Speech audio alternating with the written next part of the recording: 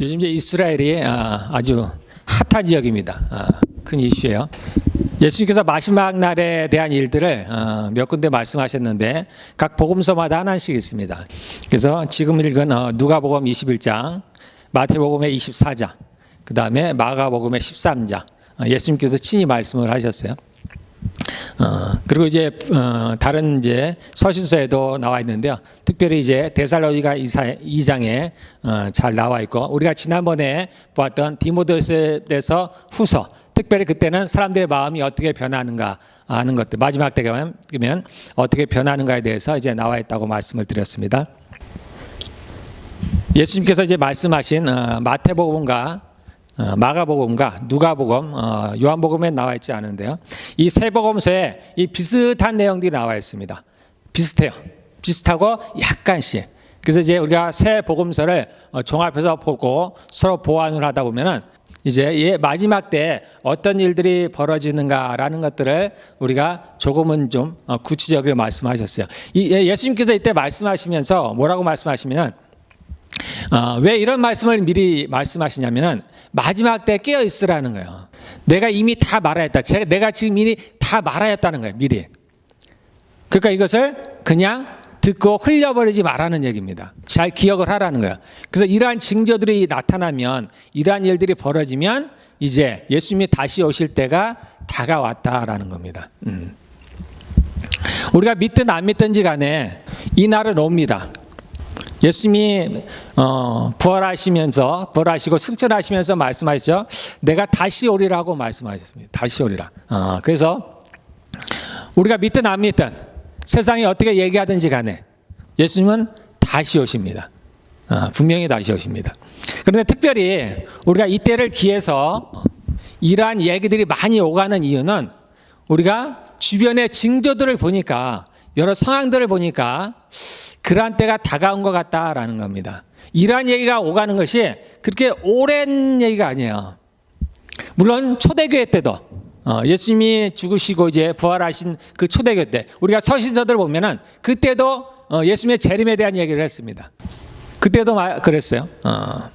그리고 이제 2000년이 흘렀죠. 그래서 곧 올 것 같은 예수님이 오시지 않으셨어요. 그래서 많은 시간이 흘렀습니다. 거의 한 19세기 한 1900년 흘러가 버렸어요. 그래서 많은 사람들이 그 예수님이 오신 것에 대해서 확신이 없었어요. 오신다고 말씀을 하셨는데 너무나 오랜 시간이 지나니까 정말 예수님이 오시려나 믿질 않았습니다. 그러다가 이러한 이야기가 이제 시작된 것은 최근의 일이에요. 최근의 일이라는 게 뭐 몇 년 전 얘기가 아니고 이제 19세기, 20세기 들어서, 특별히 20세기 들어서 이것이 이제 사람들에게 거론되기 시작했습니다. 그 이유는 그러한 징조들이 나타나기 때문인데, 성경에서 예수님이 오시는, 그러니까 마지막 때가 임했다라는 것을 말씀하시는 것은 크게 두 가지가 있습니다. 하나는 예수님께서 말씀하신 대로 모든 민족에게 이 복음이 전파되리니 그제야 끝이 오리라. 복음에 대해서 얘기하면 모든 이방인들에게 복음이 전파해야 된다는 거예요. 그래서 모든 민족에게 전파되기 전에는 끝이 오지 않는다는 겁니다. 모든 민족에게, 이방인들에게 복음이 전파돼요. 그게 첫 번째입니다. 두 번째는 남아있는 이스라엘이 회복되는 거예요. 그때까지 이스라엘이 이제 예수님을 받아들이지 않다가 모든 민족에, 성경에 나오는 대로는 이방인의 수가 차면, 그리고 나면 이제 그 복음이 이스라엘 백성들에게, 그동안 예수님을 부인해왔던 그러한 이스라엘 백성들에게 복음이 전파돼서 그들이 예수님께로 돌아온다는 얘기입니다. 그러면 끝이 난다는 얘기예요. 그래서 이것이 이 두 가지가 성경에서 얘기하는 예수님이 오는 때입니다. 복음적으로 얘기하면. 그 다음에 현상적으로 얘기하면 모든 사람들에게 현상적으로 어떠한 일들이 벌어지면 그러한 때가 오는가라는 게 마태복음 24장, 지금 우리가 읽은 누가복음 21장, 마가복음 13장에서 얘기하는 겁니다. 그게 보면 몇 가지가 있죠. 첫 번째, 예수님께서 이 일이 이제 이러한 얘기를 하게 된 계기가 뭐냐면 성전 밖을 나왔는데 제자들이 보니까 성전이 굉장히 화려했어요. 그 전에 예수님이 말씀하셨죠. 어느 과부가 두렙돈 헌금을 했어요. 그랬더니 가장 많이 했다 그랬습니다. 그래서 제자들이 밖에 나와서 이제 그 화려한, 그 성전의 화려함을 얘기를 했어요. 그랬더니 예수님께서 말씀하시기를 너희가 이것을 보느냐? 그런데 때가 되면은 이것이 돌 위에 돌 하나도 남지 않고 다 무너뜨려지리라 얘기를 했습니다. 그랬더니 제자들이 질문을 했어요. 그 일이 언제 일어납니까? 그러면서 그것과 더불어서 예수님이 언제 오십니까? 다시 언제 오십니까? 그리고 오시기 전에는 어떠한 징조가 있습니까? 라고 이제 질문을 했습니다. 그러자 예수님께서 이제 그 질문을 받으시고 이제 말씀을 하시는 거예요. 이것을 계기로 인해서 예수님께서 이제 미래 주님께서 오시기 전에 어떤 일이 벌어질 것인가에 대해서 제자들에게 말씀을 합니다. 그래서 첫 번째는 뭐라고 말씀하시냐면 너희가 미혹을 받지 않도록 조심하라는 거예요. 이제 예수님이 죽으시고 부활하시고 승천하시면 많은 사람들이 그 예수님의 이름으로 온다는 거예요. 본인이 예수라고 하고 또는 그리스도라고 하고 그렇게 온다는 겁니다. 그래서 그러한 사람들이 많이 나타날 텐데 너희가 그때 미혹을 받지 마라라고 합니다. 우리는 교회를 다니니까 설마 어느 누가 감히 자신을 그리스도라고 할까? 어느 누가 감히 자신을 예수라고 할까? 또는 심지어는 자신을 하나님이라고 할까? 우리는 상상을 못합니다. 우리는 진짜 하나님을 믿으니까 상상을 못해요. 그런데 이미 수많은 그리스도인이 이 땅에 와 있습니다. 통계적으로 보면은 한국에 몇 년 전에 스스로를 그리스도라고 하고 예수라고 하는 사람이 50명이랍니다. 50명. 2, 3년 전 얘기입니다. 그러니 전 세계는 얼마나 많은 사람들이 왔겠어요. 또 이미 그렇게 왔다가 죽어간 사람들이 얼마나 많이 있겠습니까? 그래서 첫 번째 예수님께서 하신 경고의 말씀은 많은 사람들이 내 이름으로 올 것이다. 그러나 미혹되지 말라라고 합니다. 자, 그 다음에 두 번째는 뭐냐면은 이제 난리들이 날 거랍니다. 난리와 난리의 소문을 들을 거라는 거예요. 그 난리는 전쟁과 기근은 거예요. 배고픈 거죠. 기아입니다. 굶주림이에요. 그래서 전쟁과 이 기근과 그다음에 지진이 많이 일어날 거라는 거예요. 그리고 전염병 이러한 것들이 이제 많이 나타날 거예요. 난리와 난리의 소문을 듣게 된다는 거예요. 늘상 있어 왔습니다. 그런데 마지막 때 되면 이러한 소문들을 이제 많이 듣게 된다라는 겁니다. 그래서 주님이 말씀하시길 이러한 재난과 난리가 있어야 되기는 하는데 그러나 끝은 아니다라고 얘기를 합니다. 그럼 끝은 언제 오냐면은 공통적으로 주님께서 이제 새 복음서에서 말씀하시는 게 뭐냐면 다니엘의 말은 다니엘서에 보면은 여기에는 안 나와 있는데 마태복음 24장과 마가복음 10장에는 나와 있습니다. 네, 선지자 다니엘이 말한 바 멸망에 가증한 것이 거룩한 곳에 선 것을 보거든. 이 똑같은 말이 다니엘서에는 없어요. 똑같진 않습니다. 문자 그대로 똑같이 안 해요. 비슷한 내용이에요. 그래서 멸망에 가증한 것이 거룩한 곳에 선 것을 보거든. 그리고서 말씀하시기를 읽는 자는 깨달을진저라는 거예요. 그러니까 읽어도 잘 못 깨닫는다는 얘기죠. 혹시 여러분들 이게 무슨 말씀이 좀 감이 옵니까? 멸망에 가증한 것이 거룩한 것에 선 것을 보거든. 유대에 있는 자들은 도망하라는 거예요. 도망치라는 거예요. 그리로 들어가지 말라는 겁니다. 이제 환란이 시작됐다는 거예요. 그래서 이 환란이 끝나면은 그때서야 주님이 오시는데 이 환란이 끝난 후에 어떠한 징조들이 나타나냐면 이제 하늘의 해가 빛을 잃어버린 거예요. 달도 빛을 잃고 하늘의 권능들이 떨어질 거라는 거예요. 그래서 이제 그러한 무서운 징조들이 나타나는 겁니다. 그래서 파도와 바다가 큰 울음소리를 낸다는 거예요. 그래서 사람들이 두려움에 떨린다는 거예요. 이제 감각적으로 느끼는 거야. 무슨 일이 벌어지겠구나. 물론 이때에도 많은 선지자들이 일어나서 심지어는 많은 이적과 기적을 행하면서 내가 그리스도하고 올 거라는 거예요. 그러나 쫓아가지 말라는 거예요. 광야에 있다 해도 가지 말고 골방에 있다 해도 가지 말라는 거예요. 예수님이 오실 때는 번개가 동편에 나서 서편에서 하는 거예요. 모든 사람이 복이 온다는 거예요. 주님께서 구름을 타고 많은 천사들과 그분의 영광으로 올 거라는 겁니다. 그래서 큰 나팔을 불고 그때 이제 주님이 택하신 자들을 불러 모으실 거랍니다. 이게 이제 마지막 때 있을 일들이에요. 그래서 이것이 이제 아까 얘기한 대로 20세기 와서 이제 사람들에게 많이 이제 이야기를 하기 시작하는데 그러한 일들이 이제 벌어진 거예요. 그래서 눈에 보이는 게 뭐냐면은 복음이 모든 족속에게 거의 전파가 됐다는 겁니다. 제가 20, 30년만 해도 이제 그런 선교단체에서 통계를 냅니다. 그러면은 몇 개 부족이 남았다라고 얘기 나왔어요. 제가 기억하기를.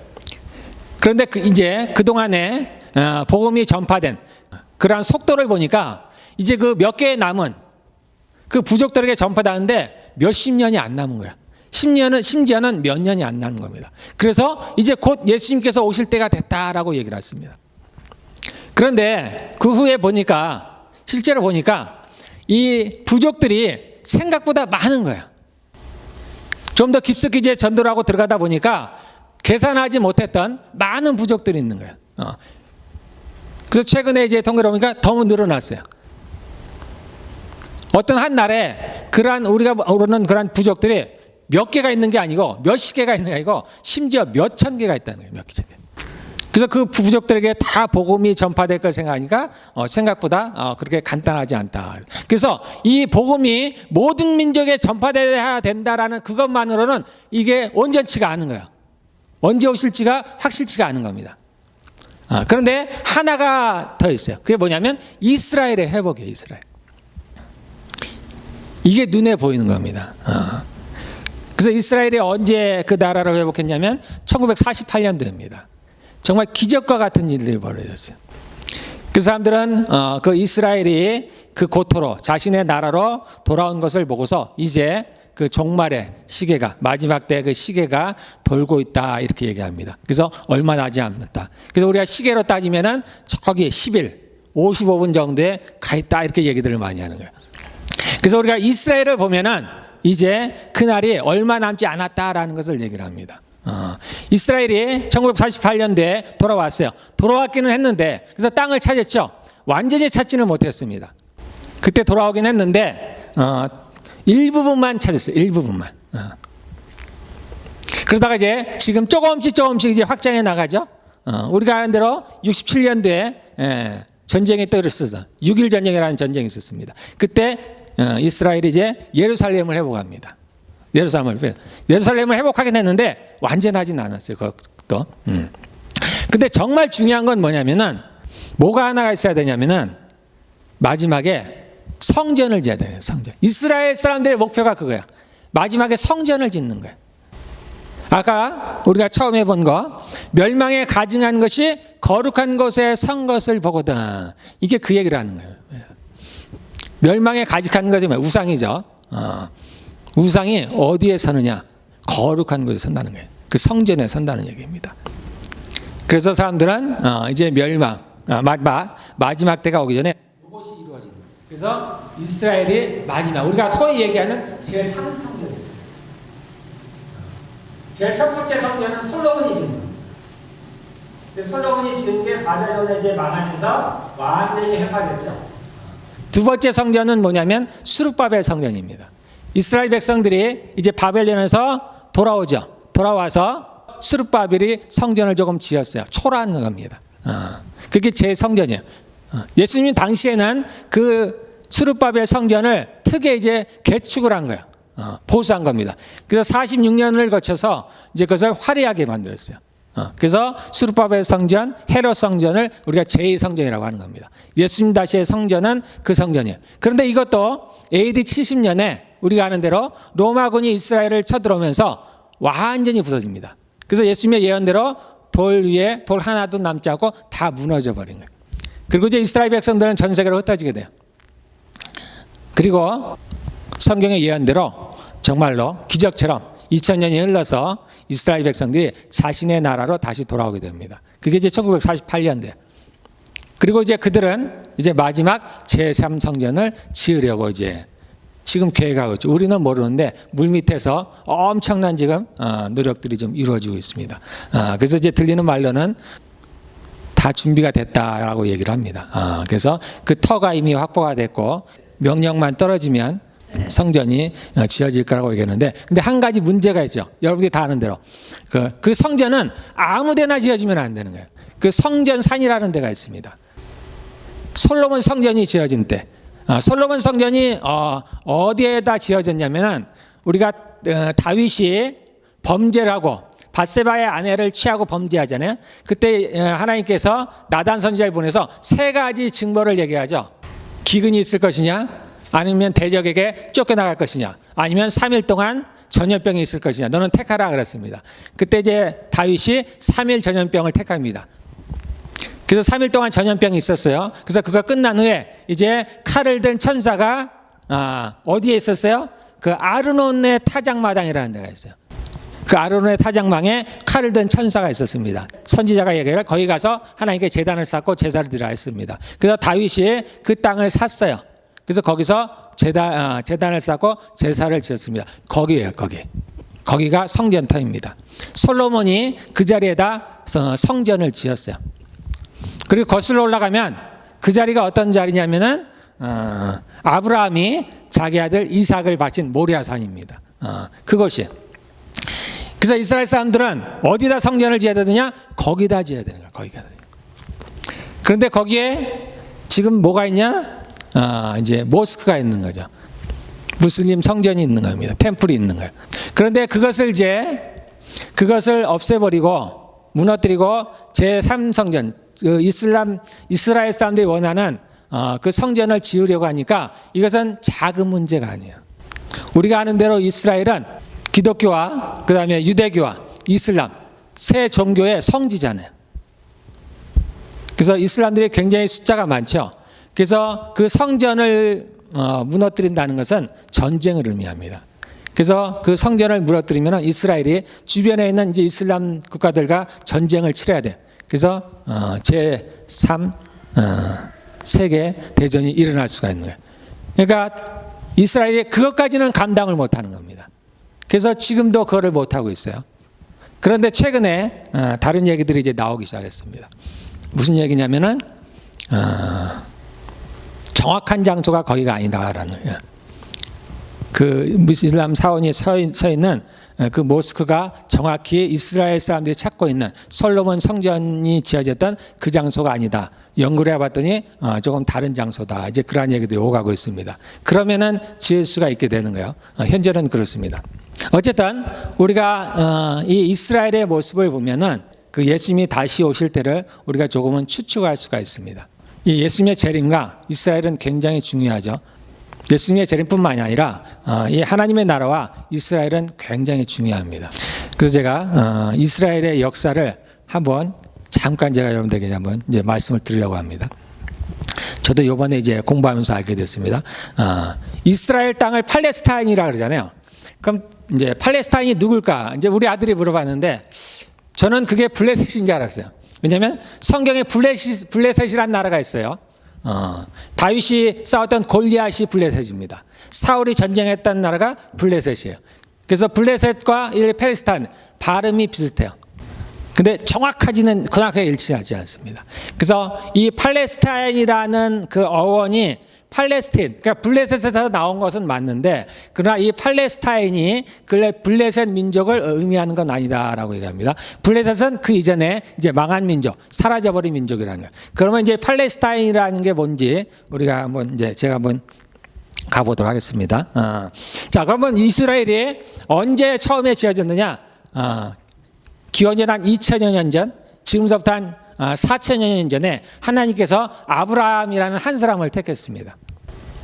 그래서 아브라함은 아까 얘기한 세 종교의 다 조상이에요. 우리도 믿음의 조상을 아브라함이라고 합니다.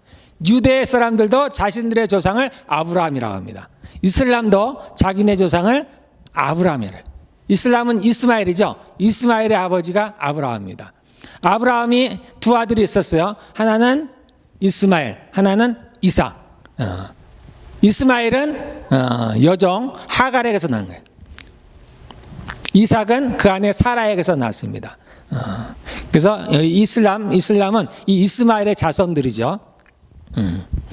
그래서 아브라함이 이삭을 낳고 이삭이 이제 야곱을 낳고 야곱이 12아들이 있었습니다. 이때 가나안에 큰 기근이 있었어요. 그래서 이들이 어디로 갔냐면 애굽이란 나라로 갔습니다. 거기에서 성경에 보면 400여 년 430년 동안에 거기서 살았다고 해요. 그리고 나서 이제 하나님께서 모세라는 사람을 보내서 그들을 애굽에서 불러내요. 그리고 그들을 이제 광야를 지나서 가나안 땅, 지금의 이스라엘 땅입니다. 이미 가나안에는 7 족속이 있었어요. 가나안의 7 족속. 가나안을 비롯한 7 족속이 있었습니다. 그중에 대표가 모리아예요. 아모리잖아요. 모리아요. 아모리입니다. 아모리. 그래서 가나안을 할 때 보통 아모리 족속이다 이렇게 표현을 합니다. 7 족속 중에 하나가 아모리 족속이고 그중에 대표예요. 그래서 이미 이 가나안 땅에는 7 족속이 있었는데 하나님께서 이스라엘 백성들에게 명령하기를 그들을 다 몰아내라고 얘기를 했습니다. 그래서 그 땅을 차지하라고 말씀을 하셨어요. 그래서 이스라엘 백성들이 그 여호와 하나님의 명령을 받고 이제 여호수아를 앞세워서 가나안에 들어가서 그 땅을 차지하게 됩니다. 그때부터 이제 이 가나안 땅이 이스라엘에 속하게 됐습니다. 그리고 우리가 아는 대로 이제 첫 번째 왕 사울이 나면서 나라를 형성하게 됐습니다. 근데 그 사울이 이제 하나님께 순종하지 아니함으로 말미암아 그 왕위가 다윗에게로 넘어갔죠. 우리가 아는 대로 다윗은 유다 지파입니다. 그때부터 이제 유다 지파가 이스라엘의 왕위를 계속해서 가지게 됩니다. 그런데 이 이스라엘 백성들이 하나님의 말씀에 순종하지 않아서 그곳에 살다가 이제 그들이 다 이방 나라에 쫓겨나게 되는데 그때 쳐들어온 나라가 누구냐면 바벨론입니다. 그 전에 이제 아수르라는 나라가 있었어요. 아수르도 쳐들어오고 그래서 결국은 이스라엘이 우리가 한 대로 기원전 722년에 완전히 멸망을 합니다. 그 땅에서. 그래서 어디로 가냐면 포로로 다 끌려가요. 바벨론이라는 나라로 끌려갑니다. 그런데 하나님께서 그 이스라엘 백성들을 포기하지 않으시고 성경에 예언한 대로 또 예레미야에 이미 예언을 해놓으셨어요. 그들이 비록 하나님께 범죄해서 이방인들에게 끌려갔지만 하나님께서 그들을 다시 돌이키겠다라고 약속을 하셨어요. 언제냐면 70년이 지나면 그들을 다시 그들의 땅으로 돌이키겠다 얘기했습니다. 그래서 이제 70년이 지나서 이제 그 바벨론이 누구한테 망하냐면 성경에 보면 바사라고 합니다. 바사. 페르시아요. 페르시아가 누구냐면 지금의 이란이에요. 이란. 그래서 이 페르시아에 멸망합니다. 그리고 이제 페르시아의 첫 번째 왕이 누구냐면은 고레스예요. 그래서 고레스가 이제 칙령을 바랍니다. 명령을 내려요. 그래서 이스라엘 백성들은 다 자신의 나라로 돌아가서 성전을 재건하라. 이렇게 명령을 내립니다. 그래서 이스라엘 백성들이 예레미야의 예언대로 이제 70년이 지나서 536년, 537년에 그때 이제 다시 이스라엘 나라로 돌아옵니다. 자신의 옛 땅으로 돌아와요. 거기서 이제 성전을 짓습니다. 이것이 아까 얘기한 두 번째 수룹바벨 성전이에요. 예, 이렇게 그들이 자신의 땅에서 몇백 년을 살았습니다. 이때에는 이제 침묵기예요. 하나님께서 선지자들을 보내지 아니한 때입니다. 그러다가 이제 때가 차서 하나님께서 예수님을 이 땅에 보냅니다. 그런 말미암아서 이제 우리가 AD 기원 후가 이제 시작이 돼요. 그런데 예수님이 하나님이신데 하나님께서 자기 땅에 왔는데 이스라엘 사람들이 그토록 기다리다. 구약은 그 예수님이 올 거라는 걸 수없이 예언해 놨습니다. 그래서 이스라엘 사람들의 꿈은 그 메시아를 기다리는 거예요. 그런데 진짜 그 메시아가 왔는데 그 이스라엘 사람들이 그 메시아를 알아보지 못했습니다. 그 성경은 이렇게 가죠. 그가 자기 땅에 오매 그 백성들이 그를 영접지 아니했다라고 합니다. 하나님께서 자기 땅에 오셨는데 예언대로 그 이스라엘 백성들이 그 하나님을 알아보지 못하고 심지어는 자신의 메시아를 자신들의 손으로 십자가에 매달려 죽이는 일이 발생합니다. 그때 했던 말들을 여러분들이 기억하시죠? 본디오 빌라도가 바라바와 예수님을 두고서 내가 누구를 놓아줄까 그랬어요. 그랬더니 이스라엘 백성들이 뭐라고 얘기했어요? 바라바를 놓아주라. 그때 본디오 빌라도가 얘기를 나는 그러면 이 사람의 피에 대해서 책임이 없다. 그래서 자신의 손을 씻었습니다. 그랬더니 이스라엘 백성들이 뭐라 그랬습니까? 그의 피를 우리한테로 돌리라. 이제는 그 이후로 이스라엘 백성은 그 대가를 치러야 됐습니다. 그 첫 번째가 이제 예수님이 죽으시고 30여 년이 흘러서 예수님이 예언한 대로 로마에서 쳐들어옵니다. 우리가 아는 대로 티투스라는 장군입니다. 그는 이제 황제의 아들이에요. 그래서 나중에 로마 이제 황제가 되는 사람입니다. AD 70년에 로마군이 와가지고 이스라엘을 에워쌌습니다. 우리가 아는 대로 예루살렘은 산 위에 있는 동네죠. 그래서 거기서 시온산이라고 해요. 그래서 성을 산 위에다 쌓았어요. 그래서 그 선을 정복하기가 굉장히 어렵습니다. 그래서 옛날에 바벨론이 쳐들어왔을 때도 그 성을 정복해서 들어가기가 어려웠어요. 그래서 그들이 취할 수 있는 방법은 뭐냐? 사방을 에워싸는 겁니다. 그래서 그 안에 모든 식량을 끊어버리는 거예요. 물을 끌어버리는 겁니다. 그래서 고립돼 있어요. 그래서 몇 년을 고립돼 있으니까 어떻게 해요? 식량이 다 끊어지죠. 굶어 죽게 이릅니다. 그러니까 어떤 일이 벌어집니까? 심지어 자기 자녀를 삶아먹는 그러한 일이 벌어지는 거예요. 지금 여기도 똑같은 장면이에요. 로마 군대가 쳐들어와서 이스라엘을 주변에 에워쌉니다. 그래서 토성을 쌓는다 그러죠. 예언에. 그래서 토성을 쌓아요. 그래서 로마 군들이 그 예루살렘 주변으로 토성을 쌓아요. 그래서 물줄기를 끊고 식량을 끊고 그 안에서 고사하도록, 그러니까 굶어 죽도록 하는 겁니다. 그러한 일들이 벌어졌어요.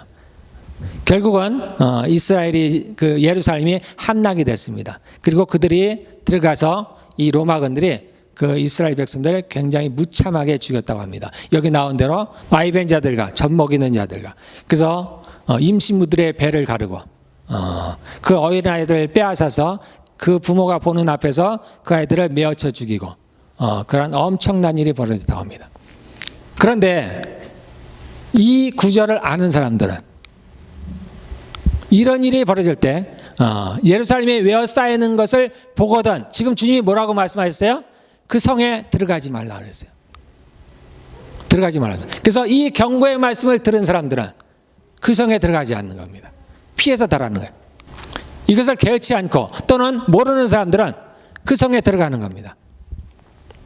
그래서 그 성에 일단 들어가면 나오질 못해요. 거기서 고사하는 거예요. 그대로 죽음을 당하는 그러한 일들이 벌어진 겁니다. 그러나 이 말씀을 아는 사람들은 그런 일이 벌어질 때 깨닫고 그 성에 들어가죠. 피하게 되는 그러한 일들이 벌어지는 겁니다. AD 70년에 이스라엘이 그렇게 멸망을 했어요. 그래서 그때 죽은 사람이 110만 명이라고 얘기해요. 어마어마한 숫자예요.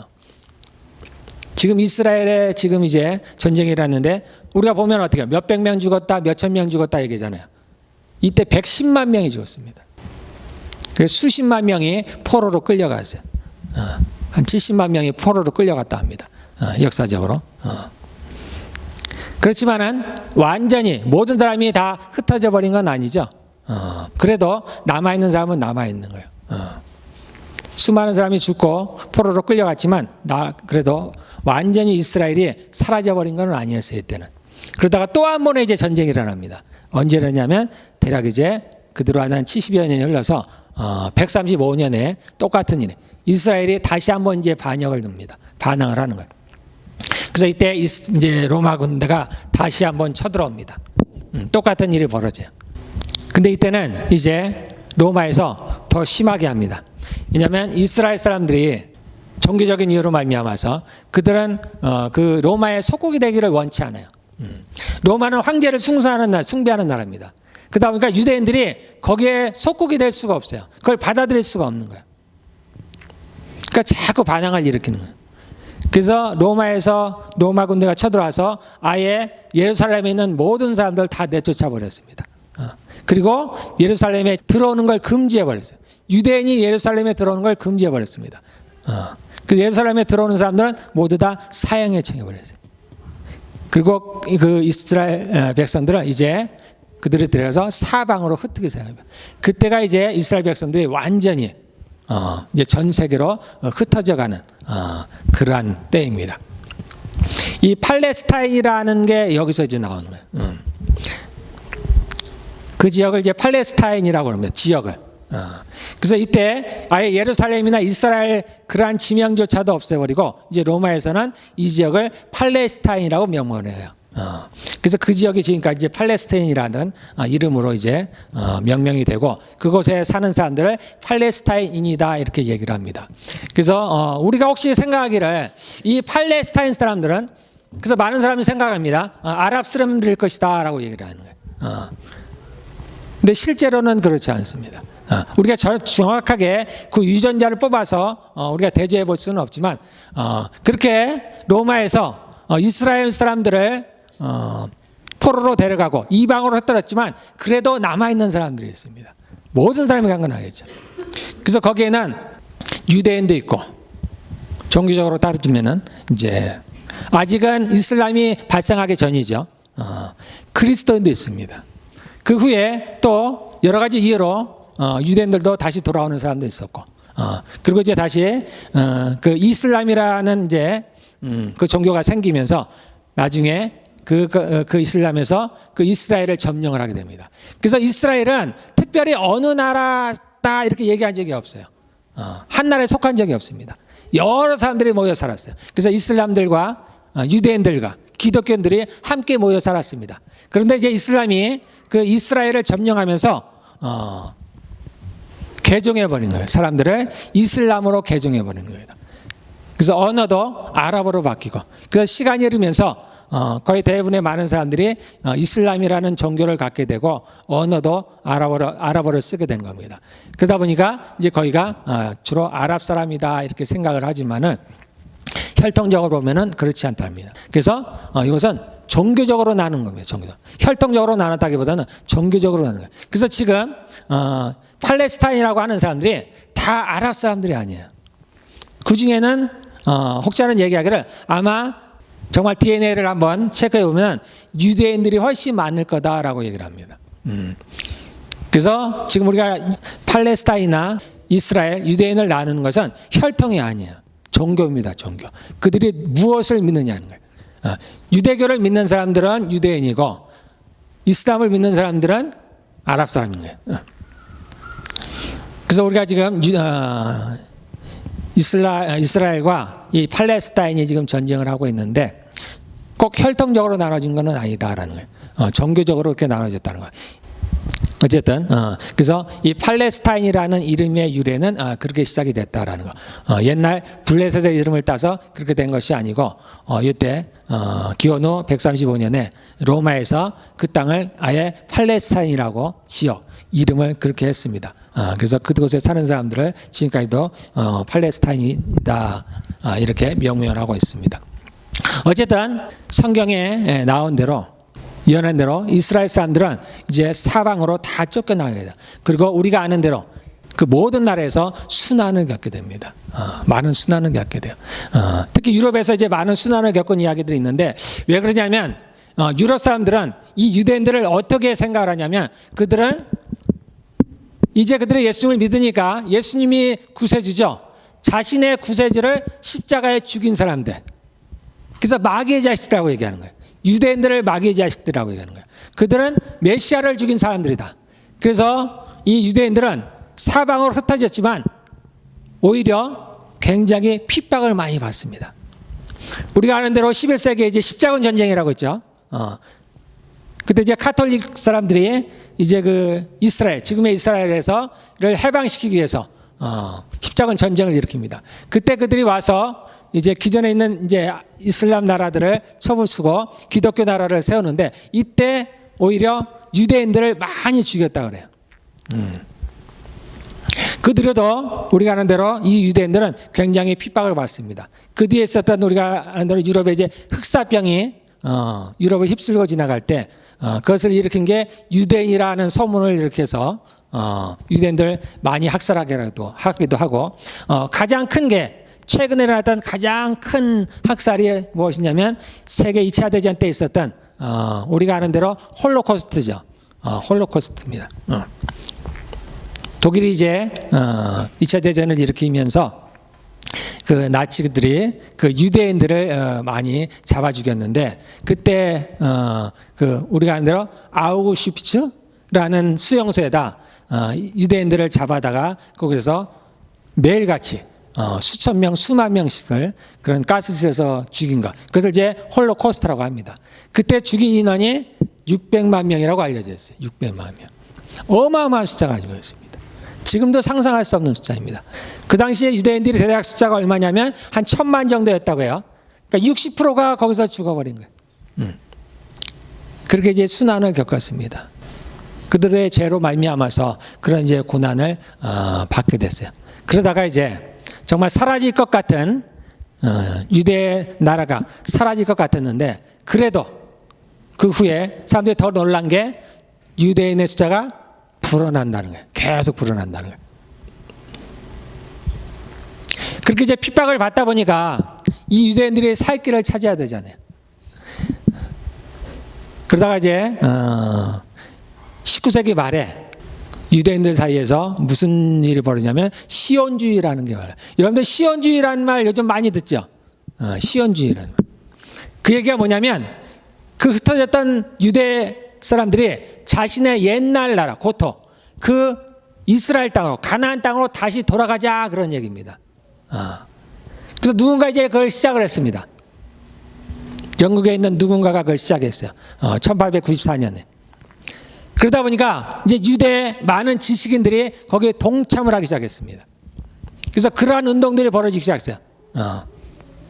성경에 나온 그러한 예언들이, 그 예언들이 뭐냐면 그 이스라엘이 그렇게 흩어졌지만 언젠가는 하나님께서 그들을 다 고토로 돌이키겠다라는 예언들이 있습니다. 에스겔, 이사야 마지막 장 66장에 보면은 그들을 돌이키겠다고 합니다. 해산을 했는데 바로에게를 낳았다는 비유를 했습니다. 그래서 이루어질 수 있는 일이 없다는, 이루어지기가 어려운, 이루어질 수 없는 일을 여호와 하나님께서 이루시겠다라는 얘기를 예언으로 했습니다. 그래서 그 누구도 이스라엘이 자신의 나라를 갖는다는 건 상상할 수가 없어요. 그런데 그것이 19세기 말에 시작이 됐습니다. 시오니즘이라는 그러한 운동이 벌어지기 시작했습니다. 그래서 많은 유대인 그런 엘리트들이 동참하고, 그때 이미 유대인들은 유럽에서 굉장히 핍박을 받고 있었기 때문에 그들이 나름대로 살 길을 찾은 거예요. 그래서 살 길이 뭘까? 자신의 나라를 만들어야 되겠다는 거예요. 예. 그들이 아무리 돈을 갖고 있어도 안 되는 거예요. 그래서 자신을 지켜줄 수 있는 나라를 만들어야 되겠다. 이게 하루아침에 되는 건 아니죠. 그래서 이제 그러한 운동들을 매년 벌이기 시작했습니다. 그리고 나서 이제 조금씩 유대인들이 자신의 나라로 돌아오기 시작합니다. 큰 계기가 있었는데 언제냐면 1차 대전이 끝날 때쯤입니다. 1917년에. 그 전에 이제 그 이스라엘 땅은 누가 점령하고 있었냐면 오스만 투르크라는 나라예요. 제국이죠. 거기 이제 터키 제국입니다. 터키가 그 이스라엘 땅을 점령하고 있었어요. 그리고 이제 1차 대전이 끝나면서 터키는 그 반대쪽 나라에 속했습니다. 영국이 그 땅을 점령하게 됐습니다. 그래서 1차 대전이 끝나면서 영국이 이제 그 이스라엘 땅을 식민지로 삼게 됐는데, 그때 이제 그 영국의 총리가 이스라엘 사람들은 그곳에 와서 들어와도 된다, 들어오라는 것을 얘기하기 시작했습니다. 허락한다라는 것. 그것을 계기로 인해서 이제 이스라엘 사람들, 유대인들이 그 옛날 땅으로 돌아오기 시작했습니다. 그래서 조금씩 몇만씩, 몇십만씩 들어오기 시작했습니다. 그러다가 이제 그 후에 세계 2차 대전 때 유대인들이 크게 이제 학살을 당하죠. 그리고 이제 2차 대전이 끝나고 우리가 아는 대로 1948년도에 유엔에서 이제 이스라엘을 독립을 선언을 했습니다. 그게 이제 이스라엘 5월 14일이에요. 그래서 이스라엘이 5월 14일이 독립 날인데 지금 75년입니다. 올해 75년을 그 사람들이 행사를 했어요. 그런데 날짜는 다릅니다. 그들도 우리처럼 음력이에요. 음력. 양력이 아니고. 그래서 매년 날짜가 다릅니다. 올해는 6월 달이었죠. 첫 번째는 1948년 5월 14일이었습니다. 그런데 이거는 이스라엘 편에서 하는 얘기고, 그런데 이미 그 땅에는 많은 아랍 사람들이 살고 있었죠. 그러니까 이스라엘이 자신의 나라를 독립한다는 얘기는 자신의 나라를 빼앗기게 되는 거야. 그래서 그들은 굉장히 반대가 심했습니다. 그러나 반대가 심했지만은 어떻게 할 수가 없어요. 그 당시에 강대국은 영국이니까. 영국이나 프랑스나 그런 나라를 이길 수가 없었어요.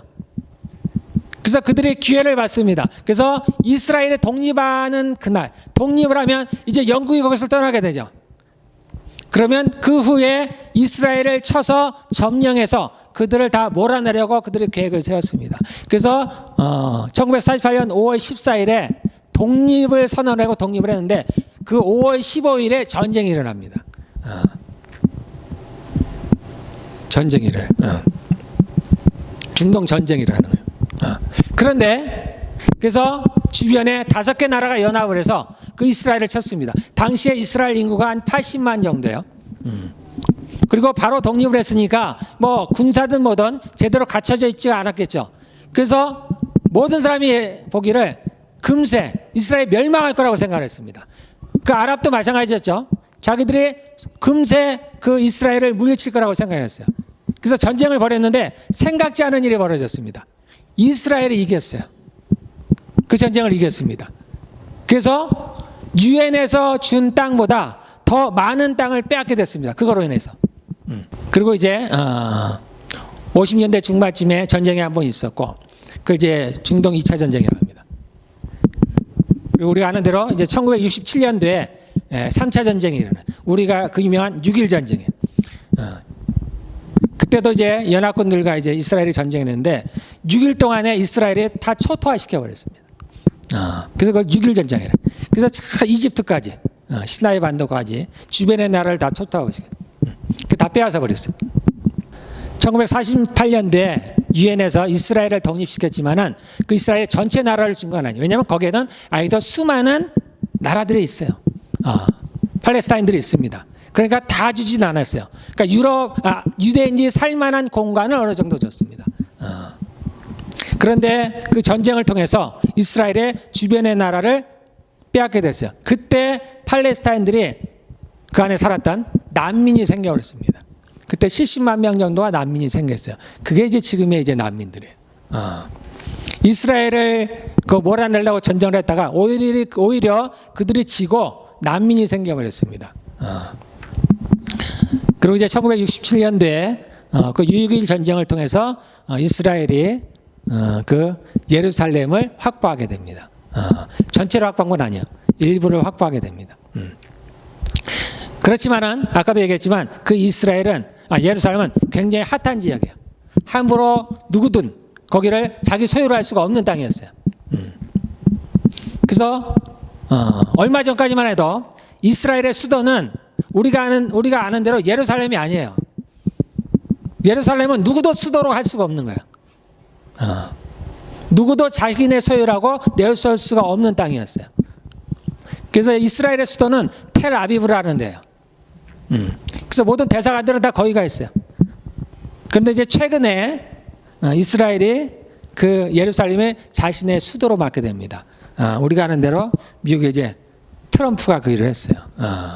트럼프가 집권을 하면서 대통령이 집권을 하면서 그 예루살렘을 이스라엘의 수도로 확정을 지어버렸습니다. 그러니까 미국이 확정을 지어버리니까 다른 사람이 뭐가 대항할 수가 없어요. 그래서 지금은 이제 이스라엘이 예루살렘을 자기네 수도로 하고 미국이 자신의 수도를 옮겨버렸어요. 예루살렘으로 옮겨버렸습니다. 제가 지금은 어떻게 되는지 잘 모르겠는데 트럼프 때 이제 그런 일들이 벌어진 겁니다. 예. 그래서 지금 그러한 일들이 이제 벌어졌고요. 벌어졌습니다. 그래서 앞으로 어떤 일이 벌어질지 모르겠지만 성경대로라면 멸망에 가증한 것이 거룩한 곳에 선 것을 보거든. 그래서 데살로니가 2장에는 이렇게 얘기가 나와요. 데살로니가 전서에 이제 이때에도 늘 마지막 때에 대해서 얘기를 했어요. 그러다 보니까 사람들이 불안에 떠는 거예요. 그러면 어떻게 살아가야 될지.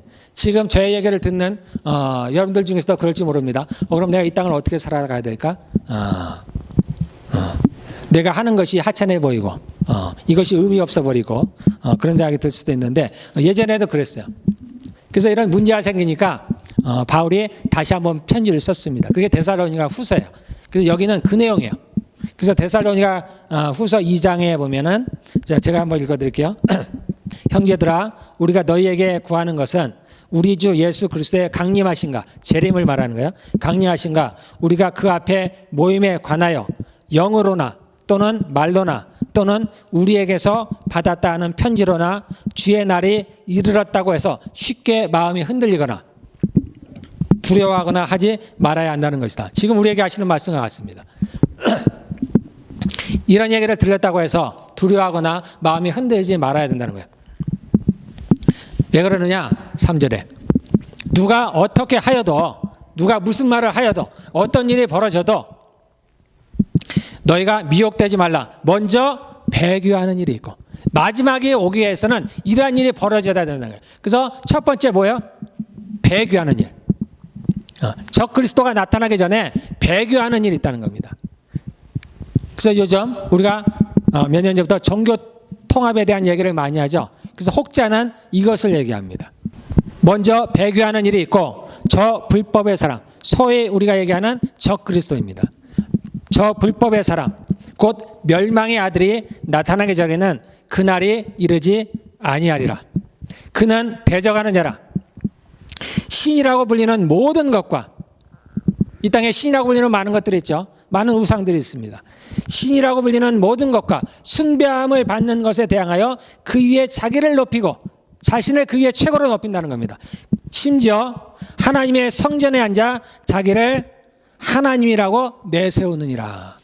이런 일이 일어나기 전에는 끝이 오지 않는다는 거예요. 그러니까 우리에게 여러 가지 환난의 소식들이 주변에 들리고, 기근과 지진과 또는 전염병이나 그러한 일이 있어도 놀라지 말라는 거예요. 재난의 시작이긴 하지만, 이제 마지막 때가 오기 전에 이러한 재난들이 일어나긴 하겠지만은 아직은 아니라는 겁니다. 먼저 뭐가 있어야 돼요? 이 멸망의 아들, 적 그리스도가 나타나야 된다는 거예요. 그런데 적 그리스도가 나타나기 전에 어떤 일이 벌어지느냐? 배교하는 일이 벌어진다는 거예요. 자신의 믿음을 버리는 일이 벌어진다는 겁니다. 그런 후에는 이제 그가 나타난다는 거예요. 그래서 이걸 예언하는 것이 다니엘서입니다. 다니엘서 9장 27절에 보면 그가 장차 많은 사람들과 더불어 한 이래 동안에 언약을 굳게 묻고. 자, 이 얘기는 뭐냐면 이제 마지막 때가 되면 그가 누구예요? 적 그리스도가 나타나서 멸망의 아들이 나타나서 언약을 맺는다는 거예요. 사람들과 언약. 이게 정확히 맞는지 저는 모르겠습니다만, 우리가 종교 통합을 얘기하면 사람들이 이러한 통합들을 통해서 서로가 언약을 맺는다는 거예요. 그래서 계약을 맺는다는 거예요. 7년 동안 계약을 맺는다는 겁니다. 한 이래라는 건 7년을 말해요. 계약을 맺는다는 거예요. 그런데 그가 그 일의 절반에 3년 반이 지나서 이 계약을 깨뜨린다는 겁니다. 깨뜨리고 제사와 예물을 금지할 것이요. 제사와 예물이라는 얘기가 나오니까 어디 같아요? 유대 지역이죠. 하나님께 제사를 드리는 거예요. 그런데 이것을 잘 드리기로 했는데, 함께 평화의 조약을 맺었는데 3년 반이 지나서 이 언약을 깨뜨려 버린다는 겁니다. 그리고 이제 제사 드리는 걸 금지한다는 거예요. 하나님께 제사를 드리는 걸 금지한다는 겁니다. 제사와 예물을 금지할 것이며, 또 포악하여 그가 이제 자신의 본색을 드러나기 시작한다는 겁니다. 이때 우리가 소위 얘기하는 큰 환난, 3년 반의 대환란이 시작이 된다는 겁니다. 그래서 가증한 것이 날개를 재. 이것이 아까 얘기하는 거룩한 가증한 것이 서지 못할 곳에 서는 것은 이 얘기를 합니다. 이 얘기를 인용한 거야. 가증한 것이 날개를 의지하여 설 것이며, 이것이 아까 이제 우리가 읽은 멸망에 가증한 것이 거룩한 것에 선 곳, 이것을 인용한 얘기입니다. 그래서 마지막 때가 되면은 큰 환란이 일어나요. 우리가 그걸 7년 대환란이라고 합니다. 그 전에 이러한 재난들이 일어나고 여러 가지가 일어나는 겁니다. 그래서 끝이 오려면 이 큰 환란이 있는데, 이때 이제 적 그리스도가 나타나는 겁니다. 그래서 적 그리스도가 처음부터 자기를 그렇게 드러나지 않고 사람들과 평화의 조약을 맺는다는 겁니다. 그런데 3년 반이 지나서 그 언약을 깨뜨리고 자신의 본색을 드러나서 이제 폭정을 한다는 겁니다. 그래서 자신에게 경배하도록 하죠. 그래서 이러한 일들이 이제 벌어지면은 여러분들이 알라는 얘기입니다. 그래서 그것을 비유로 뭐라고 하겠냐면 무화과 나무의 비유를 얘기를 하는 거예요.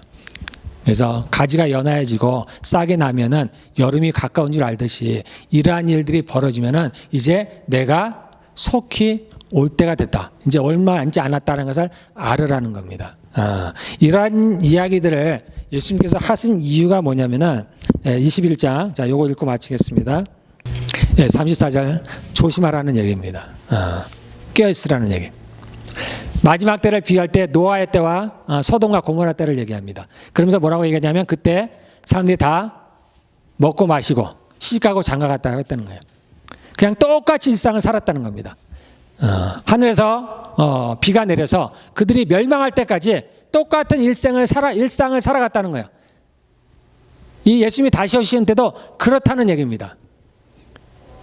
이 사람들은 똑같이 생활한다는 거예요. 똑같이 먹고 마시고 시집가고 장가가고 생각지 않은 때 그러나 주님이 오신다는 거예요. 그래서 너희는 그렇게 하지 말라는 겁니다.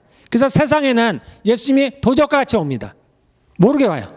모르게 오는 게 아니라 몰라요. 그래서 도적같이 오는 겁니다. 그러나 너희에게는 그렇지 않다고 얘기하는 거예요. 너희는 깨어있으라는 겁니다. 여기 나온 대로 너희는 스스로 조심하라. 그렇지 않으면 방탕함과 술 취함과 생활의 염려로 마음이 둔하여지고 뜻밖의 그날이 덫과 같이 너희에게 임하리라. 그래서 이것을 준비하지 않는 사람들은 우리가 이 이후에 예수님께서 뭐 열처녀 비유를 말씀하시죠. 그래서 달란트 비유를 말씀하시는 겁니다. 준비하고 있으라는 거예요. 그래서 생각지도 않은 때 이렇게 온다는 거예요. 그래서 누군가에는 덫과 같이 오는 겁니다. 멸망을 하게 됩니다. 그러나 누군가에는 이때가 구원의 날이에요. 속량의 날입니다. 그 여러분들이 준비하라는 겁니다. 이와 같이 너희가 이런 일이 일어나는 것을 보거든 하나님의 나라가 가까이 온 줄을 알라. 내가 진실로 너에게 말하오니 이 세대가 다 지나가기 전에 모든 일이 다 이루어지리라. 천지는 없어지겠으나 내 말은 없어지지 아니하리라. 여러분들 우리가 깨어 있어야 됩니다. 이제는 말로만 마지막 때가 아니라 진짜 마지막 때가 이르렀어요. 그래서 이스라엘이 그 나라를 회복함으로 말미암아서 이제 눈에 보이게 되었습니다. 이제 또 한 번 이스라엘이 이제 그 자신의 나라는 회복됐지만 성경에서 말하는 것은 그들이 예수님께로 돌아온다는 얘기는 그들이 회개하고 주님께 돌아온다는 거예요. 회복된다는 거예요. 그러면 이제 복음이 다 전파가 됐죠. 이방인에게 전파가 되고 그러면 예수님이 오시는 겁니다. 예수님은 이 날을 기다리는 거예요. 우리에게는 구원을, 원수에게는 심판을, 그 날을 기다리는 겁니다. 그래서 세상에 임할 이러한 실판으로 인해서 여러분들 두려워하시지 마시기 바랍니다. 여러분들 진심으로 예수님을 믿으면 예수님께서 우리를 지키시겠다고 약속을 하셨어요. 이러한 일들은 믿지 않는 사람들에게 일어나는 일들입니다. 그래서 여러분들이 진심으로 예수님을 믿으면 두려워할 것이 없습니다. 우리가 항상 깨어서 이 날을 준비하시기를 바라겠습니다. 우리의 여기 나온 대로 구원이 얼마 남지 않았습니다. 우리의 속량이 얼마 남지 않았어요. 우리의 소원이 그거 아닙니까? 그 날이 얼마 남지 않았습니다. 우리 세대에 올지 조금 시간이 더 걸릴지 우리는 정확히 알 수는 없지만 이제 그러나 그 마지막 시계가 돌아가고 있다고 얘기를 합니다.